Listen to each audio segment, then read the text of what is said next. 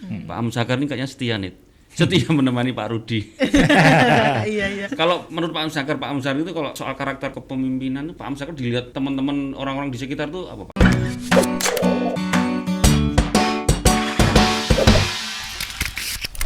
Sebenarnya kesulitan bagi saya ketika harus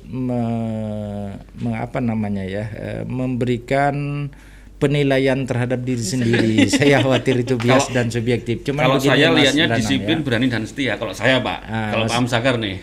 Tapi kalau berbicara soal kesetiaan, ini memang sudah terpupuk di dalam diri saya. Ya. Oleh sebab itu saya memiliki banyak bos, ya. Saya tidak merasakan itu cuma satu wali kota Batam, Pak Usman Rahman. Tapi setelah itu Pak Era Ajis, kemudian diganti oleh Pak Nyat Kadir, diganti oleh Pak Najib Susila Dharma, lalu kemudian Pak Ajis diganti oleh Pak Najib, setelah itu diganti oleh Pak Nyat Kadir, Pak Nyat maju ke provinsi diganti oleh almarhum Pak Manan Sasmita, lalu kemudian 2 periode Pak Ahmad Dahlan dan 1 periode Pak Rudi. Sampai hari ini saya berkomunikasi baik, saya berhubungan baik. Dan selama kita menjadi staf, tidak ada satupun yang menurut saya yang membuat saya harus menambah persoalan pimpinan. Iya. Nah, Gak itu, ada jangan menambah ya. Jejak digital Pak Amsakar tuh hampir tidak ada persoalan dengan pimpinan sebelumnya. Karena itu kesetiaan ini, Bos. Saya kan disiplin ilmu saya ini memang divisi Pol, tapi prodinya program studi saya kan sosiologi. Sosiologi ini kan mazhab berpikirnya. Investasi terbesar dalam hidup Anda itu bukan seberapa berartinya banyak orang bagi diri Anda. Tapi seberapa berartinya Anda bagi banyak orang. Seberapa berartinya bagi banyak itu orang. Itu investasi bagi orang sosiologi itu. Nah, ya konsepnya bagai-bagai, tapi saya akhirnya memaknai itu aja. Nilai Anda itu bukan terletak pada seberapa dalamnya isi dompet Anda, tapi seberapa baiknya Anda berkomunikasi dengan banyak orang, menjaga hubungan baik dengan banyak orang. Nah, ini yang saya jaga, dan cobalah, bukan saya mengapa-ngapa. Kami ini sudah 4 tahun 7 bulan dengan Pak Wali. Sebiji pun tidak pernah ada masalah. Karena saya tahu posisi wakil harus support kebijakan pimpinan. Ketika kebijakan pimpinan beri amanah, saya juga harus tahu mengambil langkah. Bagaimana soal rapat FTZ sampai 18 kali di Jakarta? Ketika memang harus bertengkar, kita bertengkar. Yang penting kita yakin ide ini memang membawa kemaslahatan bagi rakyat kita. Ide ini memiliki nilai benar, nilai positif. Nah, jadi kira-kira Mas Danang lah menerjemahkan. Saya janganlah menilai diri saya sendiri subjektif itu nanti. Sengaja Pak, saya mancing aja. Tapi saya yakin teman-teman desain bisa tahu nih. Kalau di lingkup kantor, ya saya berteman semua Mas Danang. Bagi saya anak-anak Satpol itu teman. Waktu saya di umum, teman yang membantu saya kelancaran tugas itu orang-orang yang pasang kursi, yang pasang tenda. Itu adalah teman saya. Sekali waktu saya menyanyi-nyanyi sama mereka, ada tempat masih sekarang ada tempat awang itu. Ayo kita kumpul. Malah dengan cara seperti itu potensinya gampang digerakkan. Betul. Jadi kedekatan emosional ini nilainya justru tidak terukur.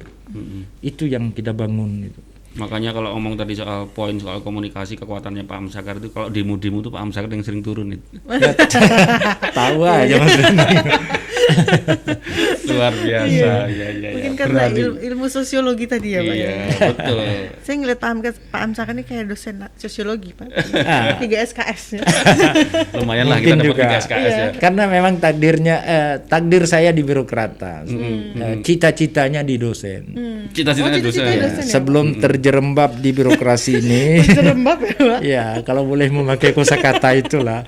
Sebelum saya terjerembab masuk ke ranah birokrasi ini, saya 2,5 tahun menjadi dosen di Universitas Riau. Tapi dosennya itu dosen luar biasa. Dosen honor itu istilahnya dosen luar biasa. Judulnya dosen luar biasa, tapi padahal honor per 6 bulan dapat gaji. Dan saya pegang itu 7 mata kuliah. Saya bahkan ngajar sampai di BBKN. Saya sangat menikmati profesi sebagai dosen. Tapi takdir saya tidak ada. Karena tahun pertama 2,5 tahun itu, tahun pertama itu yang diterima 1 orang untuk Visipol hubungan internasional. Oh. Tahun kedua yang diterima 1 orang lagi administrasi niaga, sosiologi nggak ada. Kebetulan FKIP tutup. FKIP itu ada bimbingan konseling, rata-rata isinya itu psikolog. Nah, ini yang hijrah justru ke jurusan kami, ke sosiologi. Nah, di tengah itulah saya ikut tes. Rupanya terdampar saya di Batam. Ikut tes di Pekanbaru.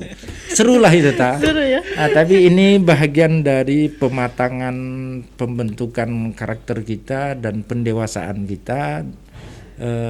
Saya pada akhirnya mengatakan apapun jejak yang kita lalui, sepanjang kita mensyukuri itu, dia akan memberikan nilai positif untuk tahapan langkah-langkah berikutnya.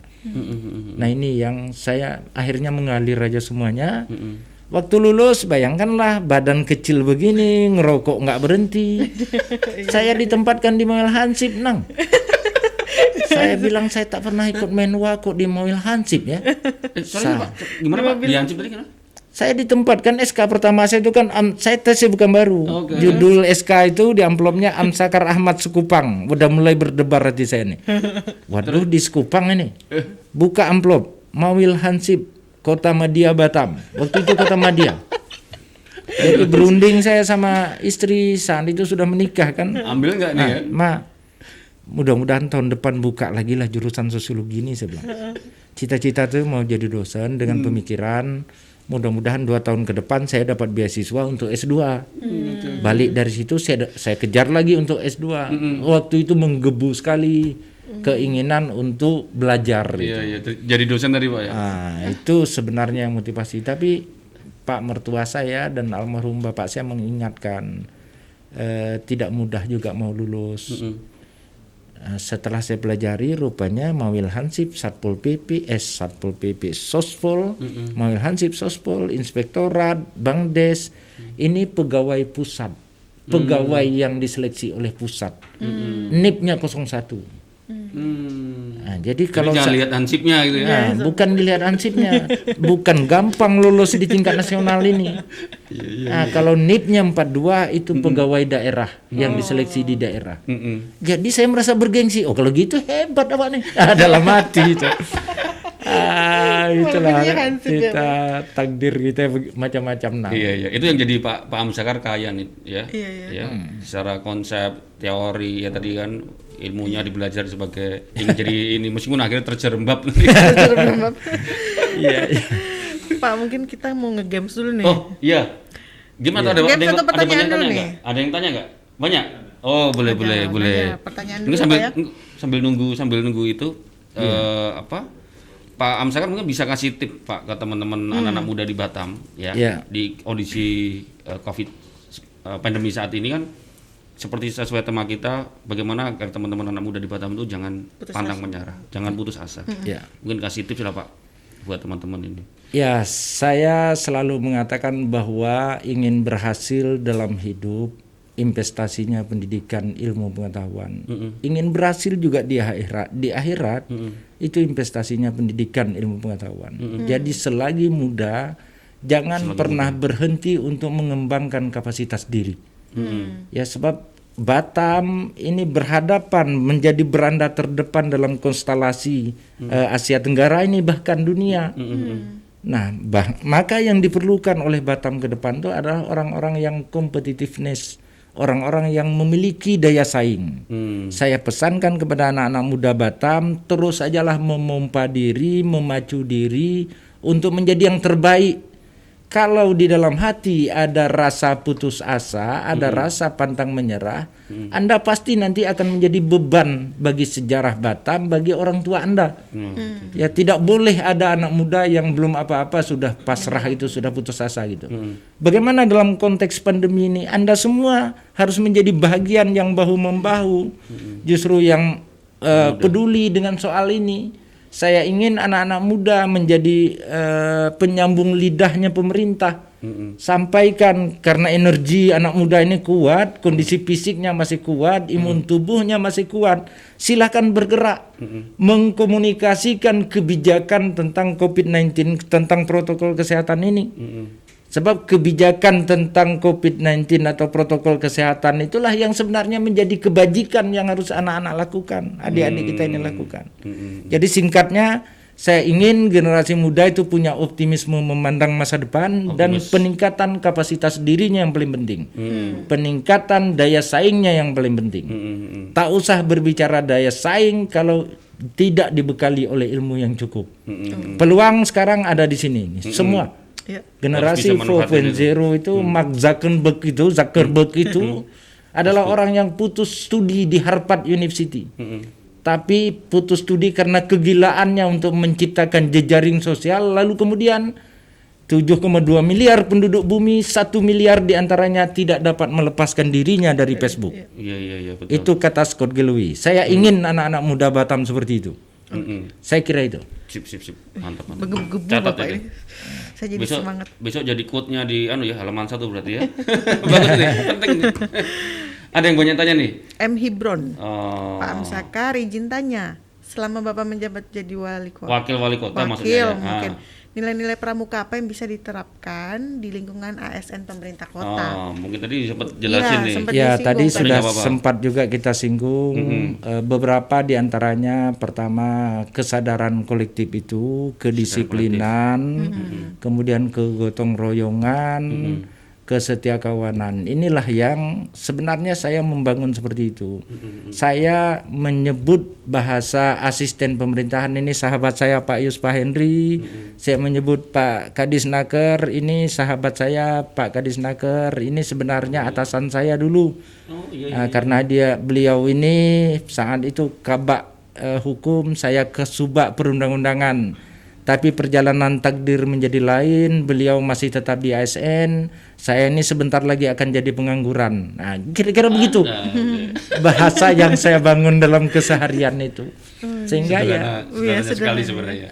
Ini format-format yang sederhana. Dan biarlah saya menjadi berbeda, yang penting apa yang kita lakukan dapat support dari semua orang. Ya, saya kira itu anak siapa tadi ya? Hibron itu yang bisa Bapak sampaikan terkait dengan nilai-nilai kepramukaan yang saya bawa ke instansi pekerjaan saya. Oke. Ada lagi? Riasya Andriana. Kangen pramuka waktu zaman sekolah. Lagi pandemi gini pramukanya online apa gimana, Pak? Ya, untuk sementara belum ada pula istilah pramuka online. Tapi kalau ada kreativitas yang dibuat oleh adik-adik pramuka, silakan masukkan di media online untuk saling bertukar informasi atau berbagi ya. Cuman kegiatan kepramukaan di Batam tidak berhenti. Ya, saya ingin sampaikan new normal itu hakikatnya adalah semuanya normal, berjalan normal, tetapi dengan pola, dengan gaya, dengan cara yang baru. Betul. Pola, gaya dan cara itu antara lain yang mematuhi 5 protokol kesehatan. Jadi adik yang tadi mau ikut, mau beraktif di pramuka, silakan pergi ke sekretariat kita di Sekupang. Di situ ada kakak-kakak nanti yang akan siap mendiskusikan atau memperbincangkan apa yang menjadi tema diskusi saat itu. Betul. Ya, jadi bukan bisa pula melalui online kegiatan pramuka itu. Tapi kalau game bolehlah ya. Ini Pak Amsakar udah online pramuka nih. Pramuka hari ini kita lagi online nih. Online kita. Iya. Oke, Pak, kita nge-games dulu aja nih.